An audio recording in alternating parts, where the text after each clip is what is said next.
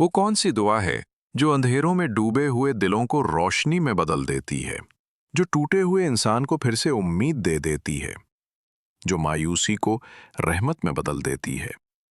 ये वो दुआ है जो एक नबी ने समुंदर के अंधेरों में पढ़ी थी। हजरत यूनुस अलैहिस्सलाम, जब वो मछली के पेट में कैद थे, ऊपर रात का अंधेरा, नीचे समुंदर का अंधेरा और बीच में मछली के पेट का अंधेरा। कोई रास्ता नहीं, कोई सहारा नहीं, कोई उम्मीद नहीं, लेकिन उस नबी ने हिम्मत नहीं हारी। उन्होंने अपने रब को पुकारा, ला इलाहा इल्ला अंता सुब्हानक इन्नी कुन्तु मिनज़ ज़ालिमीन। और फिर अल्लाह ने उनकी सदा सुनी।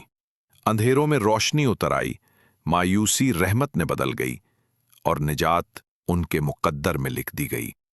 ये है आयत करीमा। जब तुम्हारा दिल टूट जाए, जब जिंदगी में हर दरवाजा बंद लगे, तो यही दुआ पढ़ो, यकीन के साथ, प्यार के साथ। अल्लाह से मांगो, वही रब जो समुंदर के अंधेरों में यूनुस अलैहिस्सलाम को निजात दे सकता है, वो तुम्हें भी तुम्हारे अंधेरों से रोशनी की तरफ ले जाएगा।